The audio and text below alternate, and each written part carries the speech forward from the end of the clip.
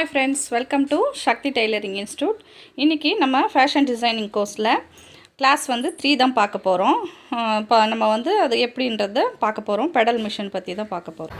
Pedal machine வந்து எப்படி வந்து நம்ம நூல் கோக்கறது, எப்படி கேஸ்ல இருந்து பாபின் வந்து போடுறது. ரெண்டாவது வந்து நம்ம ஷட்டில்ல நூல் ஏதாவது வந்து மாட்டிக்கிச்சுனா அதை எப்படி எடுக்கிறதுன்றதை தான் இன்றைக்கி காட்ட போகிறேன். ஏன்னா வந்து நம்ம தச்சுனே இருக்கும்போது திடீர்னு நூல் மாட்டிக்கிச்சுனாக்கா நீங்கள் அந்த இதுக்கு போய் வேறு வந்து மிஷின்கார்கிட்டையோ இல்லை யார்கிட்டையோ கொடுத்து நம்ம ரிப்பேர் பண்ணுற மாதிரி இல்லாமல் நீங்களே பண்ணிக்கலாம் உடனே. இது வந்து எனக்கு வந்து பார்த்திங்கனாக்கா கமெண்ட்ஸில் ஒருத்தர் சொல்லியிருந்தாங்க, எனக்கு வந்து இந்த மாதிரி பாபினில் கேஸு பெடல் மிஷினுக்கு எப்படி போடுறது ஒன்றும் கேட்டிருந்தாங்க. இப்போ அது அவங்களுக்காக தான், எல்லாருக்காகவும் தான். இந்த மிஷினில் வந்து ஃபஸ்ட்டு பெடல் மிஷின், ஏன்னா வந்து ஒரு சிலர்கிட்ட பெடல் மிஷின் கூட இருக்கலாம், அவங்க இருந்தாலுமே வந்து யூஸ் பண்ணாமல் இருப்பாங்க. அது வந்து எப்படி வந்து நம்மளே வந்து மிஷினை வந்து இப்போ ஒரு சின்ன சின்ன ரிப்பேரெல்லாம் வந்து நம்மளே பண்ணிக்கணும். அதுக்கு வந்து நம்ம வெளியே போய் மெக்கானிக்கிட்ட கொடுத்து பண்ணணுன்ற ஒரு அவசியம் இல்லை. ஏன்னா இது வந்து பெடல் மிஷின் தான். பெடல் மிஷினில் பெரும்பாலான ரிப்பேருன்ட்டு வந்துச்சுனாக்கா நம்மளுக்கு இந்த மாதிரி நூல் அடைச்சிக்கினாக்கா பாபின்லேருந்து நூல் வர்றது கொஞ்சம் கஷ்டமாக இருக்கும். அதே மாதிரி தையல் வந்து சரியாக இருக்காது, மிஷின் வந்து ரன் ஆகாது, ஸ்ட்ரக் ஆகிக்கும். இந்த மாதிரி பிரச்சனைங்க தான் வரும். அந்த சின்ன சின்ன பிரச்சனையை வந்து நம்ம எப்படி ரெடி பண்ணிக்கலாம் அப்படின்றத பார்த்துக்கலாம் இந்த கிளாஸில். வாங்க வீடியோக்குள்ளே போகலாம். அதுக்கு முன்னாடி நம்ம வீடியோ பிடிச்சிருந்துச்சுன்னா லைக் பண்ணுங்கள், ஷேர் பண்ணுங்கள், கமெண்ட் பண்ணுங்கள். மறக்காமல் சப்ஸ்கிரைப் பண்ணிவிட்டு நீங்கள் வந்து நம்ம வீடியோஸை பார்த்தீங்கன்னாக்கா உங்களுக்கு யூஸ்ஃபுல்லாக இருக்கும்.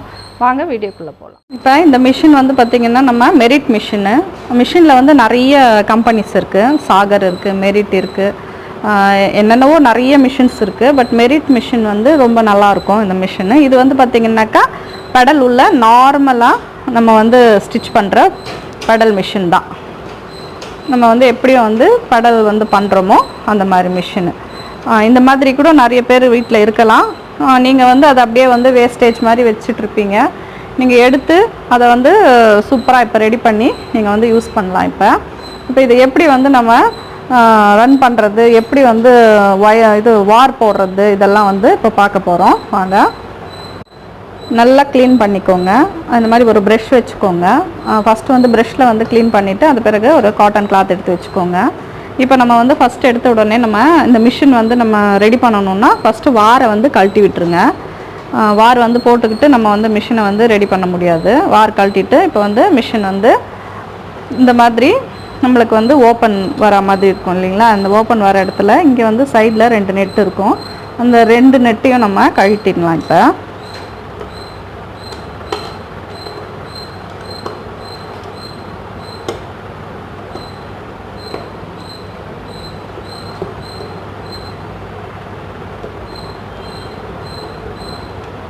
இந்த நெட்டு வந்து பெரும்பாலும் வந்து பார்த்திங்கனாக்கா உங்களுக்கு ஈஸியாகவே வந்து ஸ்க்ரூ ட்ரைவரில் கழட்டுற மாதிரி தான் இருக்கும். இந்த மாதிரி சின்ன சின்னதாக வந்து பார்த்திங்கனாக்கா 2 நெட்டு வந்து கொடுத்துருப்பாங்க. இது மிஸ் பண்ணிடாதீங்க. ரெண்டாவது வந்து பார்த்திங்கன்னா இப்போது நம்ம வந்து இதை வந்து ஓப்பன் பண்ணுறோம். இது வந்து பார்த்திங்கன்னா பல்லு வர பிளேட்டு. இந்த பிளேட்டை வந்து நம்ம கழட்டிட்டோம். இப்போ பார்த்திங்கன்னா இங்கே எவ்வளோ டஸ்ட் இருக்குது பாருங்கள். ஃபுல்லாக வந்து நீங்கள் ஜூமில் பாருங்கள் எவ்வளோ டஸ்ட் இருக்குதுன்னு பாருங்கள். இப்போ இதுக்கு வந்து சின்னதாக ஒரு நம்ம பெரிய குண்டு ஊசி பிக் இருக்கும், அதில் வந்து க்ளீன் பண்ணிவிடுங்க ஃபஸ்ட்டு.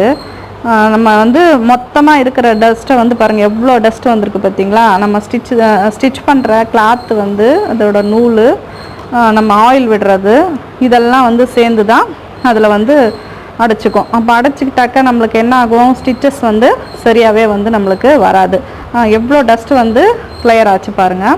இப்போ இந்த மாதிரி வந்து டஸ்ட்டு இருந்துக்கிட்டே நீங்கள் ஸ்டிச் பண்ணிக்கிட்டே இருந்தீங்கன்னாக்கா உங்களுக்கு வந்து பார்த்திங்கன்னா காட்டன் மெட்டீரியலோ அது தச்சிடலாம்.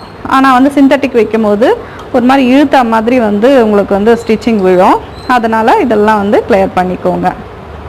இப்போ மிஷினை வந்து நம்ம கழட்டி நம்ம இந்த டேபிள் மேலே, மிஷின் டேபிள் மேலே வச்சுக்கலாம். இப்போ ஷட்டில் எப்படி கழட்டுறதுன்றதை பார்க்கலாம் வாங்க. இப்போ இந்த 2 ஸ்க்ரூவை வந்து நம்ம கழட்டணும். ஏன்னா இந்த ஷட்டில் வரணும் இல்லையா, அதனால் வந்து இதுதாங்க மேஜர் ப்ராப்ளம்ன்றது. வந்து ரொம்ப பேருக்கு வந்து அடிக்கடிக்கும் இந்த ப்ராப்ளம் வந்துக்கிட்டே தான் இருக்கும். இது ஒன்றுமே இல்லைங்க, ஜஸ்ட் ஒரு சின்ன பிசுறு மாதிரி ஒரு நூல், அந்த மாதிரி நூல் இருந்தாலுமே நம்மளுக்கு வந்து ஸ்டிச்சஸ் ஒழுங்காகவே வராது. ரெண்டாவது வந்து பார்த்திங்கன்னா வீல் வந்து கரெக்டாக சுத்தாது. இதுதான் ஒரு பெரிய ப்ராப்ளமே. இப்போ இந்த 2 நெட் இருக்குது இல்லைங்களா, இந்த 2 நெட்டு கழட்டி நம்ம எடுத்து வச்சுக்கலாம். நெக்ஸ்ட் வந்து பார்த்திங்கனாக்கா இப்போ இந்த ஷட்டில் வந்து அப்படியே ஷட்டில் உள்ளே இருக்கும், அது அப்படியே வந்து இந்த பிளேட்டோடு சேர்த்து கழட்டணும். பாருங்கள், இப்போ கழட்டியிருக்காங்களா. இப்போ இதுக்கு உள்ளே ஒரு நெட்டு வரும், இந்த நெட்டும் கழட்டிக்கணும்.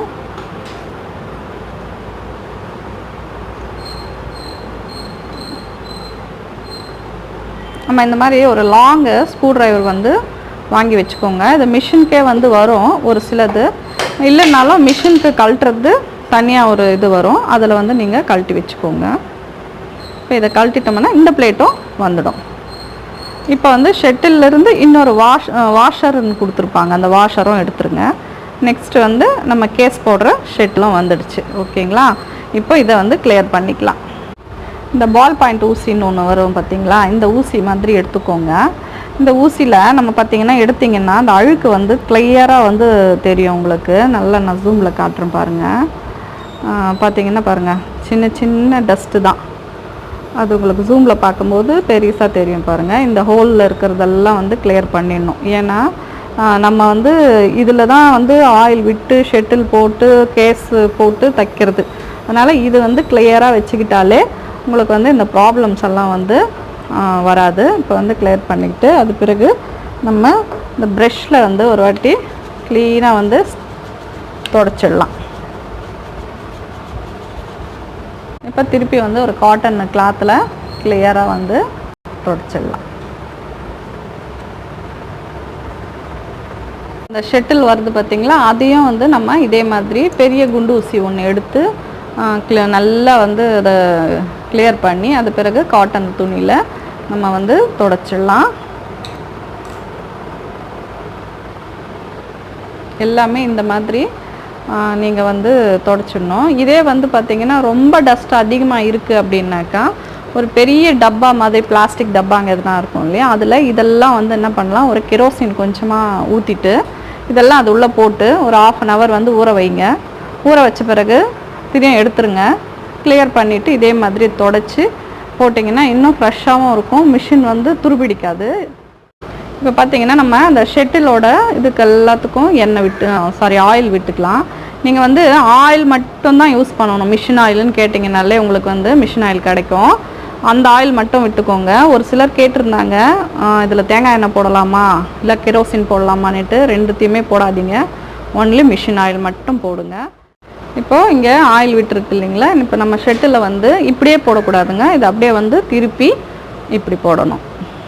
பார்த்திங்கன்னா இந்த மாதிரி ரோல் ஆகணும், ஃபுல்லாக ரோல் ஆகிட்டு இப்போ வந்து நம்ம அதுக்கு மேலே இருக்கிற ஒரு சின்ன வாஷர் ஒன்று வரும் தெரியுங்களா.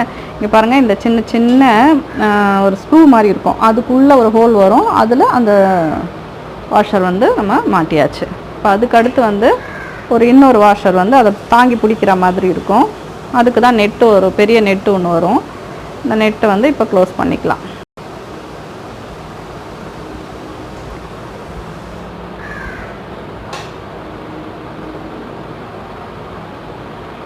ஃபஸ்ட்டு வந்து கையில் சுற்றிருங்க, அது பிறகு வந்து நீங்கள் ஸ்க்ரூ ட்ரைவரில் டைட் பண்ணிங்கன்னா உங்களுக்கு கரெக்டாக ஈவனாக வந்துடும். பார்த்திங்கன்னா கரெக்டாக வந்து நம்ம ஷெட்டில் மாட்டியாச்சு. இப்போ நம்ம கேஸ் போடுற மாதிரி இந்த மாதிரி வந்து மாட்டி ரெடி பண்ணிக்கணும். இப்போ அடுத்தது மிஷின்குள்ளே எப்படி போடுறதுன்னு பார்க்கலாம்.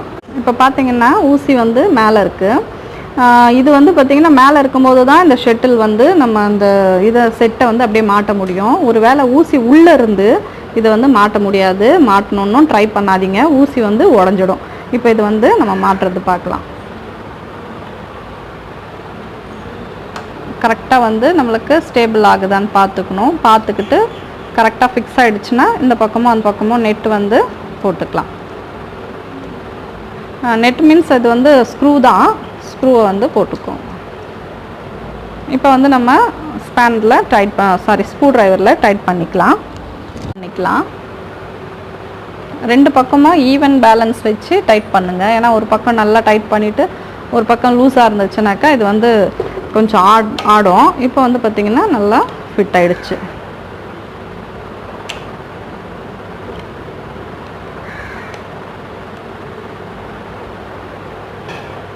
இப்போ வந்து பார்த்திங்கன்னா நம்ம ஒரு வாட்டி செக் பண்ணிக்கணும், ஊசி வந்து கரெக்டாக ரோல் ஆகுதா அப்படின்ற மாதிரி. இது பாருங்கள், இது போயிட்டு இவ்வளோ தான் வரும், ஏன்னா வந்து ஆஃப் அண்ட் ஆஃப் தான் சுத்தம். இது ஃபுல் ரோலிங் வந்து சுற்றாது, அதனால் கரெக்டாக சுற்றுது. இப்போ ஓகே, இது ரெடி ஆகிடுச்சு. இப்போ நம்ம வந்து பாட்டம் வந்து எடுத்து நம்ம போட்டுடலாம்.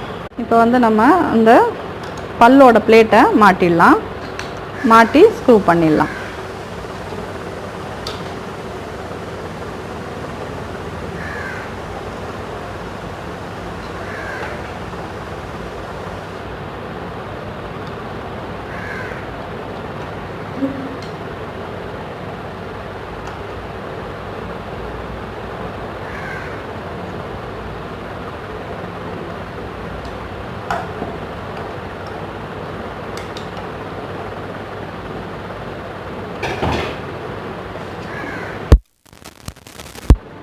இப்போ இது பிளேட் வரும் இல்லைங்களா, இந்த பிளேட் வந்து உள்ளே மாட்டிடலாம்.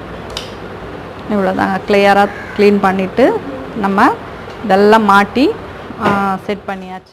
மிஷின் ஸ்டாண்டில் இங்கே வந்து 2 ஒரு மாதிரி ஸ்க்ரூ மாதிரி பிடிக்கிறது வரும், அதுக்கு கரெக்டாக செட் பண்ணி போட்டுடுங்க. போட்டுட்டு இப்போ நம்ம வந்து வார் மாட்டிடலாம். நூல் போட்டுடலாங்க. நூல் வந்து நார்மல் மிஷினில் 5 ஸ்டெப்பாக வருங்க. ஃபஸ்ட்டு இங்கே வந்து ஒரு சின்ன ஆணி வரும், இந்த ஆணியில் மாட்டிடுற மாதிரி இருக்கும். நெக்ஸ்ட்டு இங்கே இதை மாட்டி அதுக்கடுத்து இந்த அட்ஜஸ்ட்மெண்ட்டில் மாட்டிட்டு அதுக்கடுத்து இந்த காதில் மாட்டணும். அதுக்கடுத்து இங்கே ஒரு பிக் இருக்கும். ஃபஸ்ட்டு இங்கே ஒரு ஆணியில் மாட்டிட்டோம், அதுக்கடுத்து இங்கே இதில் ஒன்று மாட்டணும். அப்படியே வந்து இது ரோல் பண்ணி இப்படி மாட்டிடணும். அதுக்கடுத்து இந்த காதுன்ற மாதிரி இருக்கும், இதில் மாட்டிட்டு இந்த லூப்பில் மாட்டி அதுக்கடுத்து வந்து கடைசியாக வந்து நம்ம ஊசியில் நூல் கோத்துடணும். இந்த குதிரைன்னு சொல்லுவாங்க இதை வந்து கீழே இறக்கிட்டு நீங்கள் நூல் கோத்திங்கன்னாக்கா உங்களுக்கு ஈஸியாக வந்து நூல் கோத்துக்கும். நம்ம ஊசியில் நூல் மாட்டியாச்சு. இப்போ இது உங்களுக்கு எல்லாருக்கும் தெரியும் ஆல்ரெடி, எல்லாருக்குமே. இதையும் வந்து பார்த்திங்கன்னா நம்ம ஆயில் விட்டுக்கணும்.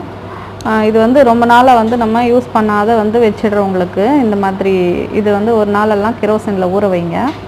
ஊற வச்சுட்டு எடுத்துட்டு அது பிறகு வந்து நீங்கள் இந்த மாதிரி ஆயில் விட்டுக்கோங்க. இப்படி கண்டிப்பாக வந்து இதுக்கு வந்து ஆயில் இருக்கணும். ஏன்னா இது வந்து உள்ளே போட்டு ஸ்மூத்தாக வந்து மாட்டிக்கிற மாதிரி. இது பாபின் உங்களுக்கு தெரியும் இல்லையா, பாபின்னு இப்போ கேஸில் மாட்டியாச்சு. மாட்டிட்டு இதை இப்படி எடுத்துகிட்டு வந்தால் ஈஸியாக வருதான்னு பார்த்துக்கணும். இப்போ நம்ம ஷட்டிலில் மாட்டுறோம். அப்படி ஒரு சின்ன சவுண்டு ஒன்று வரணும். அப்போ தான் ரொம்பவும் லாக் பண்ணக்கூடாது, ப்ரெஷர் ஜாஸ்தி கொடுத்து லேசாக மாட்டினீங்கன்னாலே பாருங்கள். செகண்டரி வந்து நம்மளுக்கு இதிலேருந்து நம்மளுக்கு நூல் வந்துடுச்சு, பாபின்லேருந்து நம்மளுக்கு நூல் வந்துடுச்சு. இப்போ 2 நூல் தெரியுதுங்களா உங்களுக்கு, இந்த 2 நூலும் வந்துடணும். கண்டிப்பாக வந்துச்சுன்னா தான் நம்மளுக்கு மேலேயும் கீழேயும் நூல் வந்து ஸ்டிச்சிங் வந்து கரெக்டாக வரும். இப்போ வந்து பார்த்திங்கன்னா ஒரு நார்மலாக ஒரு ஸ்டிச் பண்ணி பார்க்கலாம். எவ்வளோ ஸ்மூத்தாக போது பாருங்கள்.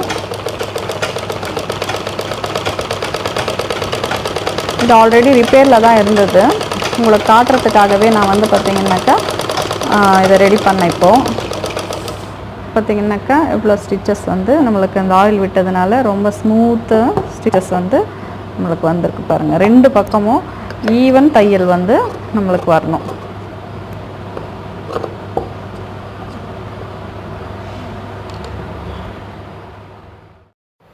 இப்போ நீங்கள் வந்து மிஷின் வந்து எப்படி கழட்டி மாட்டுறது, ரெண்டாவது வந்து பார்த்திங்கனாக்கா நம்ம நூல் வந்து ஷட்டிலில் மாட்டிக்கிச்சுன்னா எப்படி கிளியர் பண்ணுறது அப்படின்றது வரைக்கும் பார்த்துக்கிட்டிங்க.